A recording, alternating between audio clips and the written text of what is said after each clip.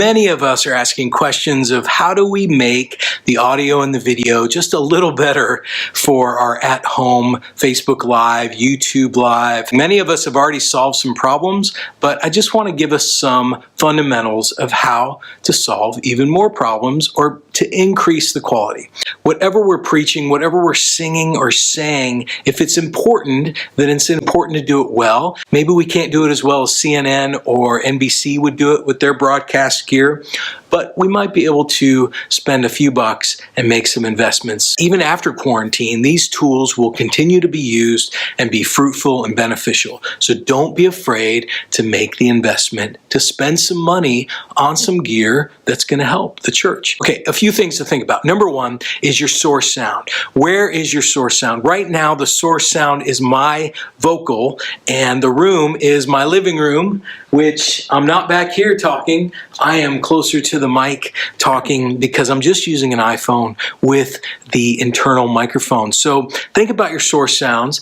If somebody was mowing the lawn, I would wait another hour to do this. Think about that kind of stuff, what it's doing to the acoustics and to the sound. Second thing is think about your microphones. So I'm not using a lavalier, but if I wanted to stand back here, I could use a lavalier.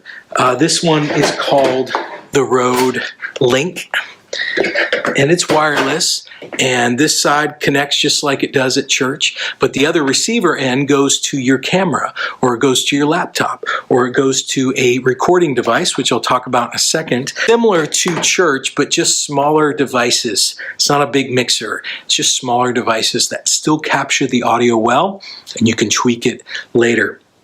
Microphones. I'm not using one now, but you could use or purchase a shotgun mic. So this is just like a normal microphone, and you'd put it right above the speaker outside of the frame. It would pick up the speaker or the worship, and you can move it around to wherever it would sound the best. But that's created for video and can be really, really helpful in audio. Well, good morning, everyone. We're going to spend a little bit of time in Lectio Divina exercise, which is just... Well, good morning, everyone. We're going to spend a little bit of time in Lectio Divina exercise, which is just spending... In the broadcast world, we're seeing a lot of these for podcasting. It's called an SM7. It's $400. It's a little beefier, a little bulkier, and be a great investment for a church to have one or two of these for podcasts. Next thing to think about is your device. How is the microphone talking to the computer and getting to Facebook? You could just use a phone like I'm using now, which is a lot of people are doing, or you could use a separate device. If you're not going live, if you're going live, you can do it too, but let me just say this.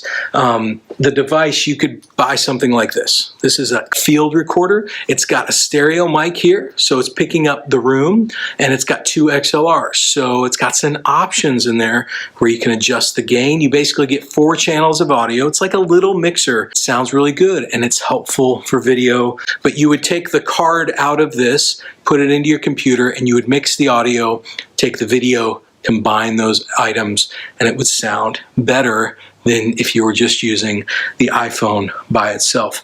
Another capture device is like this Behringer interface. 2 channels, connects via USB to your computer. So you plug all your microphones into there, just like you normally would, and then that talks to your computer, which talks to Facebook. So this is a way to up the audio between your camera and your computer. Obviously, there's lots of little details in there, but that's how it's done.